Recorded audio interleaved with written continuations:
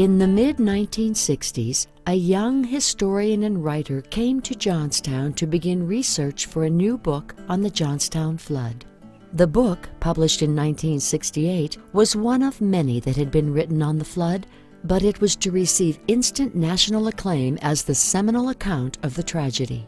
It also launched a career that has seen David McCullough reach the pinnacle of popular historians, win 2 Pulitzer Prizes and National Book Awards, and be named the winner of the prestigious Presidential Medal of Freedom, the highest honor bestowed on a citizen. Publication of the book did something else.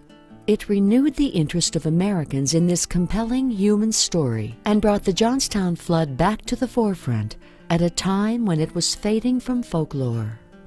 But what brought David McCullough to Johnstown? What convinced him that there was a story here that had not yet been told, but should be? He tells us in his own words about 20 years later. I'm asked time and again, how did you ever get interested in the Johnstown flood? What was your first knowledge of the Johnstown flood? And tonight I'm going to divulge the truth about that. When I was growing up in Pittsburgh, as young as I can remember, we used to put the gravy in our mashed potatoes in a little lake. And then we'd take our fork and we'd break the potatoes and the gravy would run down among the peas. And we'd say, the Johnstown flood.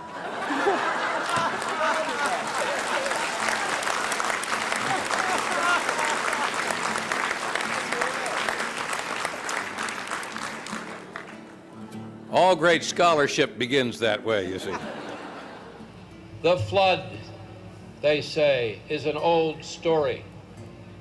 The Johnstown flood.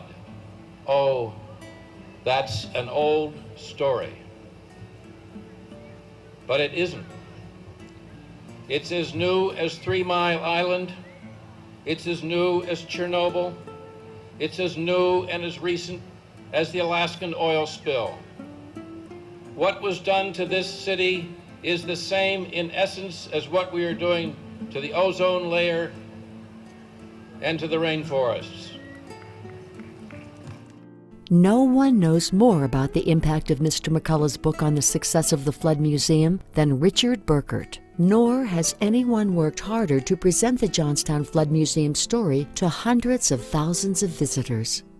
He was brought to Johnstown to head the Johnstown Flood Association and is now president of the Johnstown Area Heritage Association, the Flood Association's successor. David McCullough knows a good story when he sees one.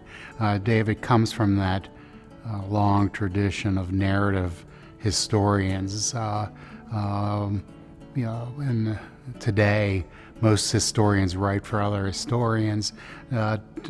David writes for the general reader, and what he's done throughout his career is vividly bring to life episodes from American history.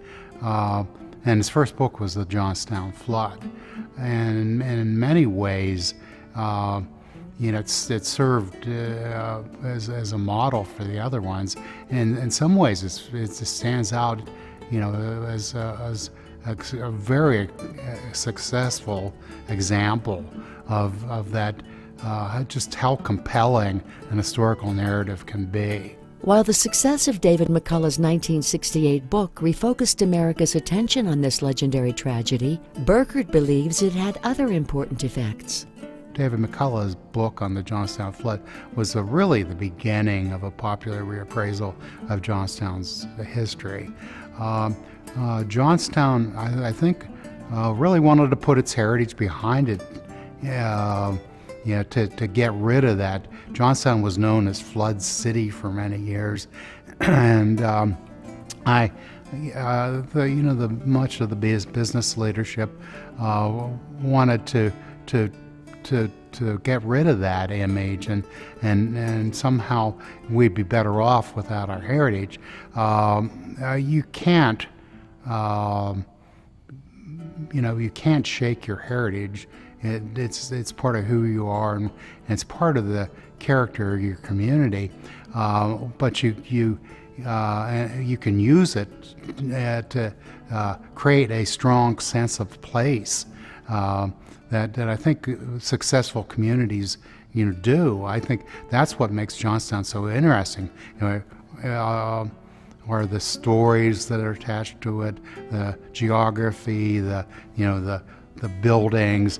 There's no place looks quite like Johnstown. Last fall, when JAHA invited David McCullough to accept this Outstanding Achievement in Heritage Preservation Award, there occurred what might best be described as an organizational holding of breath.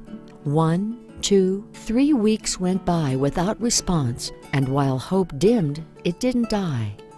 Then, one day, in the seemingly routine morning mail, came a handwritten letter from Mr. McCullough that read, "I have been trying to work out my schedule for next spring to see if your April 30th date can work.